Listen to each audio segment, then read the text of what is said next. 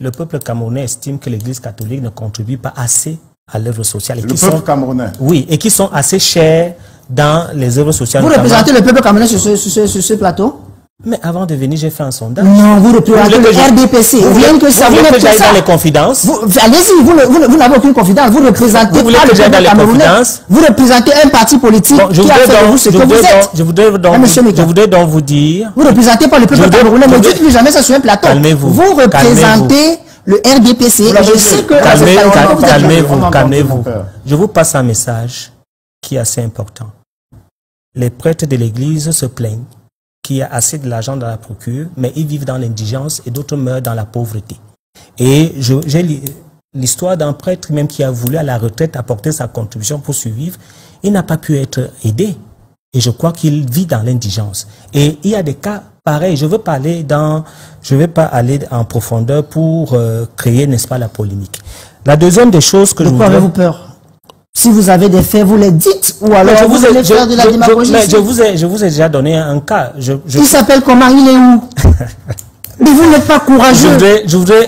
Vous n'assumez pas ce que vous dites. Calmez-vous. Je voudrais continuer en disant que j'ai suivi tout à l'heure, vous avez parlé. Mais il y a au moins une couverture de prévalence, une police de prévalence sociale je travaille à Douala. Quelque chose qui est prévu pour être retraité. Bien sûr, nous avons une pièce à retraite avec nous vivons à la maison, qui n'a même pas d'ailleurs une bonne santé, mais on s'occupe de nous. Un enseignant à l'école catholique touche combien le mois? Vous qui êtes au gouvernement, vous avez mis le SMIC à combien? Il ne répond pas aux questions. Bon, le SMIC, c'est une cinquantaine de mille, on part. Vous avez combien? C'est une cinquantaine de mille, on avance. Vous avez combien? C'est en fonction de la catégorie. Vous savez pas combien vous avez mis le SMIC? Répondez-moi, je vais vous dire. Mais on a la réponse. C'est bien au-delà de la misère du SMIC que vous avez donné au Camerounais, monsieur. Mais est-ce qu'un enseignant 50 000? Pardon? Est-ce qu'un enseignant est un smicard? Non, il n'est pas un smicard. Mais il est bien au-delà de cela. Pas du tout. Moi que vous voyez, ça tombe très bien. Pas du tout. Moi que vous voyez, je dis ça tombe très bien. Je suis fils d'enseignant catholique. Quand vous me regardez là, vous croyez que je suis misérable? Faites très attention. L'Église n'a certainement pas des salaires faramineux. Je dois le reconnaître. D'ailleurs, qui paye qui a les moyens de payer les gens de manière faramineuse ici au Cameroun? Même l'État ne le fait pas. Ce que l'État a fait de plus grand, c'est de découper les salaires des fonctionnaires et augmenter les prix de tout. Donc, si vous venez aujourd'hui, vous êtes très mal placé pour venir interroger les salaires des enseignants de l'Église catholique. Ouais. Je vous pose des questions pour être plus clair devant les Camerounais. Je vous réponds parce qu'on dit que vous donnez les leçons alors que vous-même vous êtes dans le capitalisme à outrance. Puisque j'ai eu à payer des enseignants. Vous ne parlez que de vous. J'ai travaillé 2 ans. Mais vous voulez que je parle de ça? J'ai travaillé 2 ans dans un collège, d'accord? Comme principal. Comme principal. Au moins pour ceux qui étaient des vacataires, c'était les classes de 6e, 5e. On avait un effectif de 70 élèves. Les enseignants étaient payés à l'heure, à 1500. Je suis sûr que vous avez enseigné à Yabassi. On vous donnait même 800 francs l'heure dans un collège. Non, je n'ai jamais eu 100 francs. Cherchez. Je suis fonctionnaire. Non, je dis dans les vacations. Je n'ai jamais fait les vacations au collège. Mais il y a des fonctionnaires qui allez demander à vos collègues. En fait, c'est une fuite en avant. Le message est important. Les enseignants sont sous-payés et mal utilisés dans les collèges catholiques. C'est pas vrai. Ils sont payés comme j'ai des gens, et la famille même qui travaille dans les collèges, dans les collèges catholiques. Qui sont aussi, et il y a des infirmiers il y a des médecins qui touchent 80 000, 100 000 dans vos hôpitaux. Comme permanents ou viennent faire des tâches précises et ils s'en vont. Vous êtes généraliste et vous êtes... Il touche combien? Moi, je n'ai jamais touché au salaire, je vous dis. Non, donne le salaire. Au salaire d'un enseignant. Donne le salaire. D'un médecin, je voudrais dire, j'ai pas trouvé. Le salaire, vous savez, le salaire reste quelque chose de secret. Si quelqu'un ne vous dit pas, ne vous montre pas. Si vous ne travaillez pas. Pardon? Donnez les intervalles de salaire. Je n'ai jamais eu à gérer un hôpital. Vous faites de la démagogie. Mais pourquoi je vais mentir? Je n'ai jamais eu à servir dans un hôpital. Je ne connais pas le salaire même d'un médecin. Un pasteur, c'est la vérité. Vous dites à ceux qui nous suivent que nous payons convenablement nos employés, ils ont tant, ou bien ils varient entre tel intervalle. Vous connaissez la différence entre vous et moi? Non. La différence entre vous et moi, c'est que moi je suis un prêtre. Et quand je ne connais pas, j'ai l'humilité de dire que je ne connais pas. Et on ne me fait pas dire ce que je ne connais pas. Par contre, Même quand vous ne connaissez pas, vous voulez montrer que vous connaissez.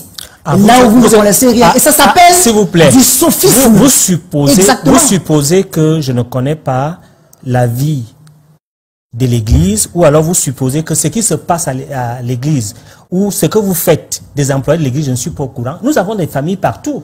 Mais vous êtes ici pour questionner, non? Nous avons des familles partout. Donc, il faut arrêter cette supposition. Tout cela nous mène à quoi? Je voudrais dire que l'Église catholique, notamment qui fait des propositions, qui apporte un certain nombre d'idées dans la critique, n'est pas un exemple. Parce qu'il y a un théologien, Yves Congar, qui disait que pour être au-dessus de l'Église, pour conduire l'Église, il faut être un saint.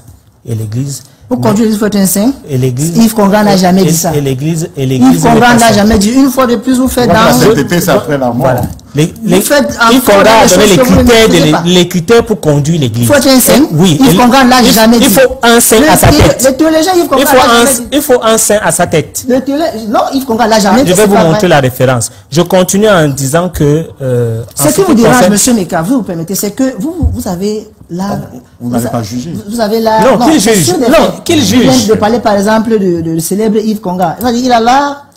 Vous avez là d'entrer dans ce domaine de l'Église, et puis vous utilisez des termes qui semblent aller dans le sens de la théologie, mais qui en réalité ne sont pas vrais. C'est ainsi que vous êtes coutumier, par exemple.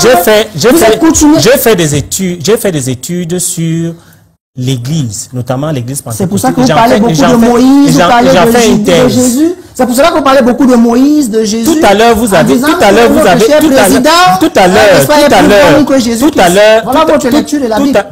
vous avez mis en parallèle l'affaire que l'évêque a parlé du diable, et vous avez dit que Jésus même a évoqué le diable en chassant un de ses... Je n'ai jamais dit que Jésus a évoqué le diable. Évoqué, j'ai dit évoqué. Vous êtes surexcité. J'ai dit évoqué. Que Jésus a évoqué le diable en demandant à son apôtre d'aller derrière. Alors, vous qui êtes près de l'Église, lorsque Jésus évoque le diable, vous ne savez pas que ce n'est pas de l'apôtre qui parlait, c'est du diable qu'il parlait en cet apôtre? Je n'ai pas compris. Vous ne pouvez pas comprendre. Il s'agit de... Vous n'avez rien dit en fait. Ce que je veux dire, ce que je veux donc vous dire, c'est que Jésus sur le plan spirituel était en train de chasser cet esprit qui avait envahi l'apôtre et lui disait derrière Satan. Vous n'avez pas l'impression que vous, particulièrement, peut-être pas vous, parce que bon, votre vie semble qu'elle a changé depuis quelque temps quand vous en nommez à l'ISEC. Vous n'avez pas l'impression. Votre vie a changé. Vous n'avez pas l'impression. Vous aussi, votre vie a changé. Vous êtes vicaire à la cathédrale. Il faut faire attention. Et encore qu'il faut nous expliquer quel était le mécanisme, n'est-ce pas, de vous n'avez pas. Vous n'avez pas. Vous n'avez pas. Il faudrait bien qu'il nous explique. Cher monsieur, pas de querelle de chiffonnier. Excusez-moi pour le gros mot, mais j'ai pas trouvé un autre. Nous vous avons invité ici pour parler du message des évêques après. Très bien. Le séminaire de Boya. Le problème, on n'est pas dans un concours de qui a bien lu la Bible, qui a bien compris la Bible. Que j'ai avec... On a demandé vos grilles de lecture en respectant vos libertés. Oui. On respecte la liberté de l'autre, mais on pense que voici comment il fallait lire le message des évêques. Voici ce qui a été perçu. La finalité, c'est éclairer, c'est structurer l'opinion. Le véritable problème que j'ai, c'est que l'abbé ne répond pas aux questions. Il est sophiste, c'est-à-dire que quand vous lui posez une question, vous utilisez mon mot. Il retourne, n'est-ce pas, la question. C'est même la dialectique socratique. Mais mon véritable problème aujourd'hui... Ils sont opposés, le sophisme et la dialectique socratique. Mon véritable problème aujourd'hui, c'est que les Camerounais comprennent que, premièrement, l'Église n'est pas un modèle parce que l'Église n'apporte pas sa contribution à l'évolution de la société. Je passe. Nous allons donc entamer le volet politique. Si on vous appelle des hommes politiques, c'est là où des gens... Il nous reste que 5 minutes, malheureusement. Bon, avant que vous n'arriviez, déjà que vous êtes arrivé en retard, quand vous êtes invité à un programme arrivé... Je ne suis pas arrivé en retard. Avant que vous n'arriviez, j'ai précisé... Je vous ai suivi. J'ai précisé ici... J'étais à la salle avant que vous n'arriviez, j'ai précisé ici que parmi mes engagements comme prêtre, j'ai décidé de ne jamais appartenir à une famille politique. Si vous étiez arrivé à temps, vous n'aurez pas posé les questions. Passez à une autre question. Je vous suivais à la salle de diffusion et je vous ai suivi en train de le dire. Mais vous savez très bien que des prêtres sont des hommes politiques et des femmes politiques. Non. Vous connaissez Justin Monica? Tu enlèves la soutane, monsieur. Vous connaissez Germain Dufour? Écoutez, vous venez de venir... L'abbé Pierre n'a pas été député. S'il vous plaît. L'abbé Youlou n'a pas été président. Vous permettez? vous voulez devenir, je suis prêtre, je veux devenir conseiller municipal. C'est mon libre droit. Mais j'enlève la soutane. Il y a quand même le droit canonique, faites attention. Un prêtre, oui, il peut décider, Charles Aristide a été président, mais vous enlevez l'habit clérical, parce que c'est des charges qui ne sont pas compatibles. Nous ne sommes pas des hommes politiques. Si vous enlevez la soutane, cela enlève que vous êtes du corps de l'Église. Ça s'appelle défoquer, c'est-à-dire j'ai renoncé à cette vie. Vous voulez que je renonce et qu'on me force à y être? Et vous renoncez également à servir le Vatican. Mais bien sûr, vous n'avez plus aucune acquaintance avec le Vatican. Mais bien sûr, vous êtes parti. Je n'y crois pas. Dans tous les cas, nous continuons. Je voudrais signifier que l'Église catholique fait de la politique. Parce que l'Église catholique participe, n'est-ce pas, à l'activité politique du Cameroun. Et je voudrais, si vous avez convenance, vous dire que l'un des partis politiques qui a constitué le statut même politique de ce pays est un catholique fervent. Il s'agit de Léopold Ojoula, qui a été député dans les années 1946 et qui a formé la plupart des hommes politiques. Et je voudrais... Vous n'êtes pas nostalgique de l'époque Ojoula? Non, je voudrais juste le situer. Et je voudrais également vous dire que le cardinal Christian Toumi a eu beaucoup d'implications dans le cadre politique. Vous avez parlé tout à l'heure, en 1990, il a été même accusé de pouvoir prendre, n'est-ce pas, le peloton de l'opposition, et beaucoup de choses ont été dites à ce sujet.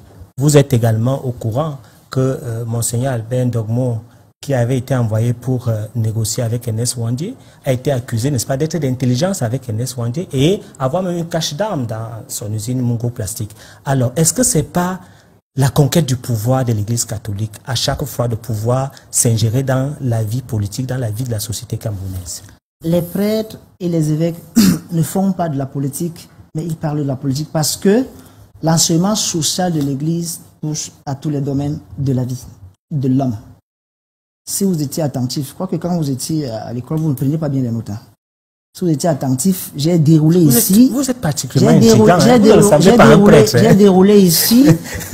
J'ai déroulé. Vous êtes particulièrement intriguant. Les téléspectateurs se fait une Il est opinion. particulièrement intriguant. Moi, je suis habitué. C'est bizarre, ça.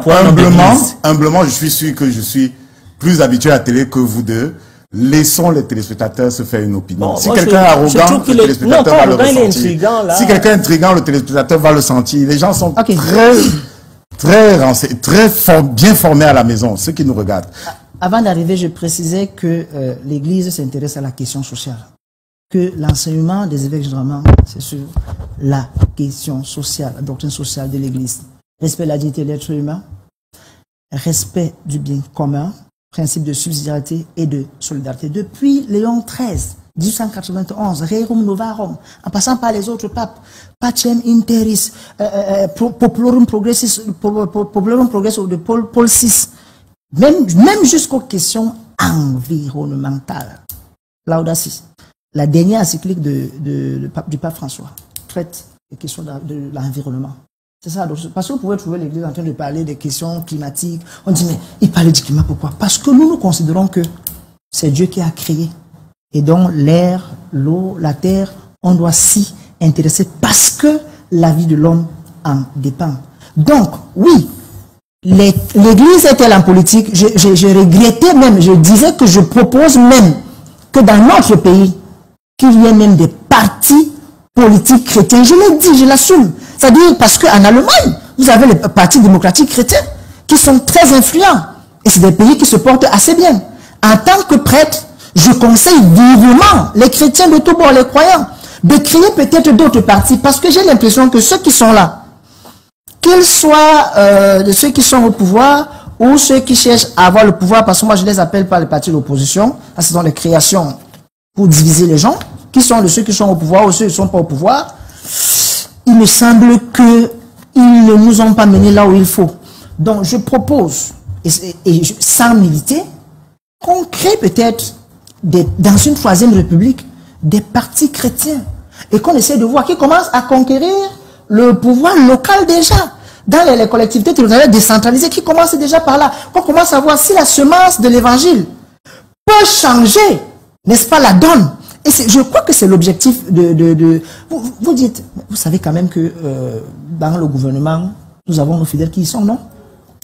Si l'Église ne devait pas parler... Et qui sont parmi les corrompus. Si l'Église ne devait pas parler de politique, ça veut dire qu'en fait, au nom d'une certaine laïcité mal comprise, si quelqu'un est chrétien, aux musulmans, il ne devrait pas aspirer à une fonction dans la République parce qu'il est croyant. Bon, en fait, ce que je voudrais prouver, c'est que il n'est pas exclu que vous soyez à la conquête du pouvoir. Être à la conquête du pouvoir... Ce sont des supputations. Ah bon? Oui. Ce sont des supputations. Et ce n'est pas la première fois, je vous en prie. Vous savez que le cardinal Christian Touma a été accusé, suspecté d'être candidat à l'élection de 2004. Vous le savez. Il m'avait dit personnellement, paix à son âme, qu'on l'avait accusé d'avoir caché les opposants à la chevêchée. Comme on a accusé Monseigneur Aben Dormo d'avoir caché des armes dans le plastique du Mungo. Ce qui est faux. Alors moi je vous pose une question. Pourquoi l'Église catholique est toujours suspectée d'être d'intelligence avec ceux qui veulent accéder au pouvoir? On s'intéresse. Pourquoi vous ne faites pas une neutralité axiologique? Vous faites vos... Non, on peut simplement inviter mon père à faire peut-être de l'analyse. C'est simplement de l'analyse. Non, il peut avoir des informations. L'Église a une option préférentielle pour les pauvres et les marginalisés. Même si elle n'agit pas en faveur des pauvres dans leur structure. Les pauvres font partie de... Non, ce que vous dites n'est pas vrai, je vous le dis. Je vous le dis. Approchez l'abbé Étienne Bakaba qui n'est pas le seul. Vous avez évoqué tantôt l'abbé Pierre. Vous savez qu'il y a bien des choses qui ont été dites sur lui juste pour le salir. Ça, je puis vous le dire. Je suis quelqu'un qui est très habitué à la France. Ça, je puis vous le dire. Donc, si quelqu'un vient faire le procès de l'Église et qu'il ose attaquer l'Église du côté de la charité, je dis qu'il ne connaît pas Baba Simon. Vous connaissez Baba Simon? J'en ai entendu parler. Vous connaissez Tokombéré? Dans l'extrême, non. Vous connaissez Tokombéré?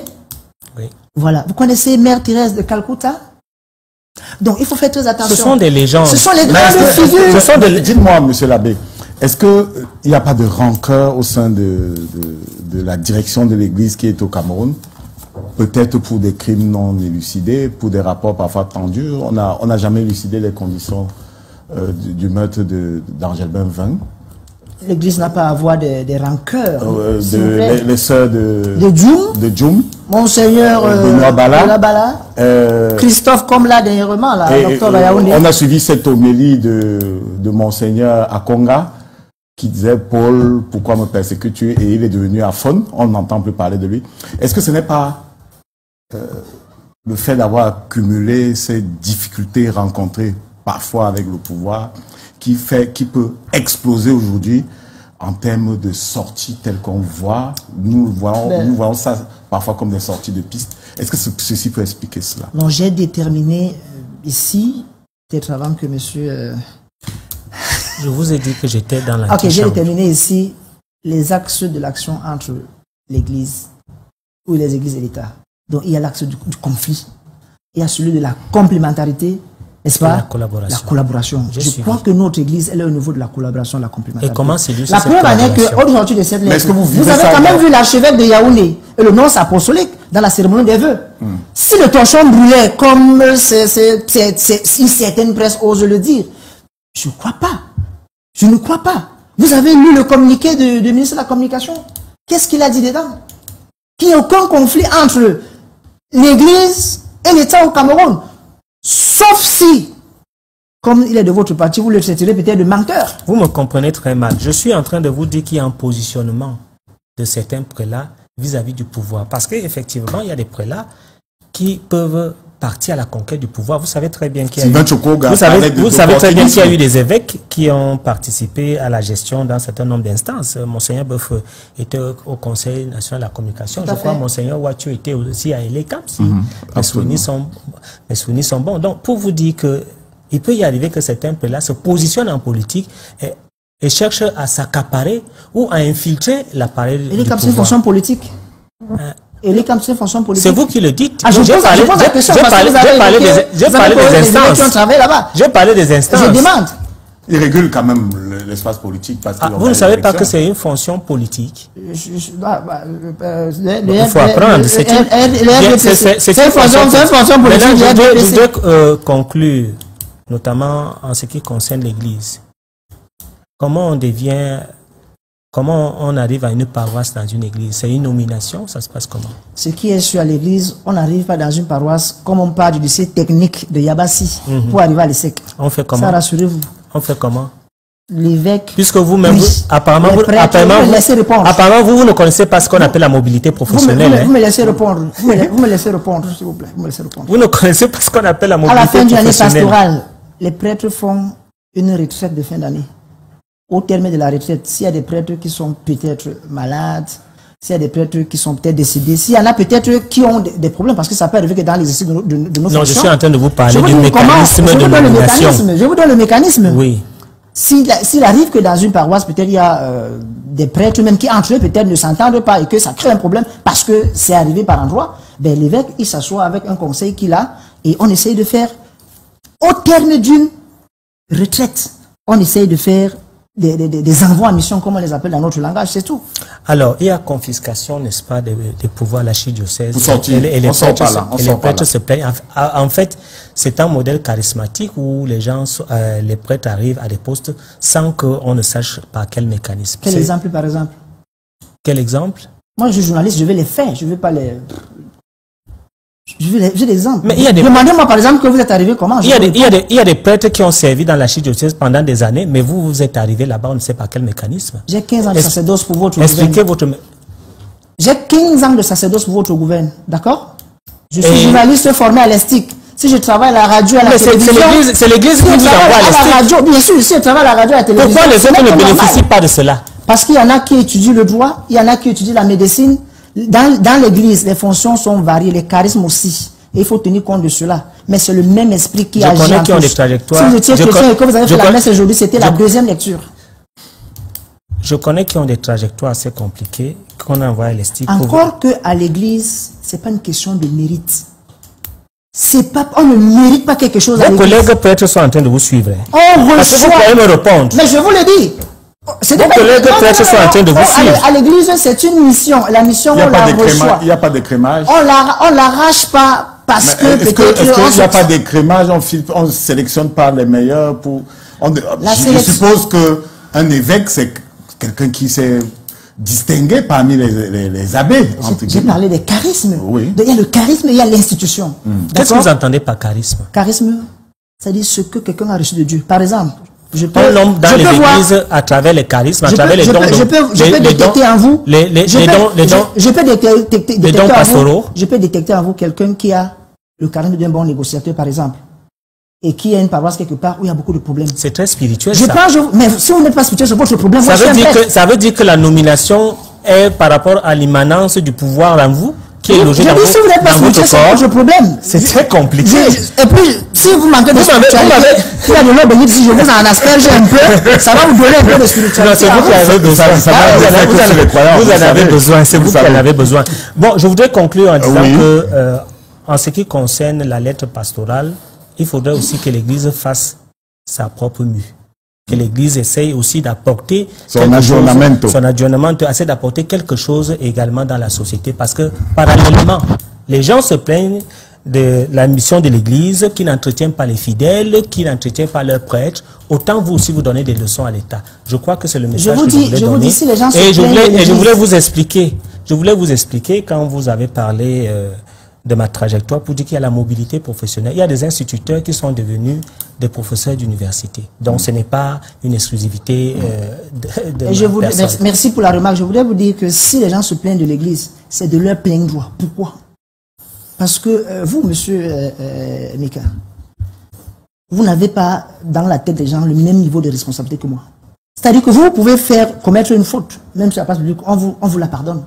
Mais chez moi, c'est ce que vous croyez. Ça sera plus grave. Non, je suis désolé, c'est comme ça. Vous êtes en train de trouver des excuses à quelqu'un qui a invoqué le diable sur la chair de Jésus-Christ. Les gens sont dans leur droit d'être plus rigoureux envers nous. C'est leur droit le plus extrême. Et je ne vais pas le dire, je ne vais pas le faire. Ils doivent être plus rigoureux envers nous parce que nous avons un niveau de responsabilité qui est plus grave. Au point où ce que vous faites, on pourrait vous le tolérer. Chez moi, on ne tolérerait pas. Vous ne leur dites pas, faites ce que je dis. Pour partir,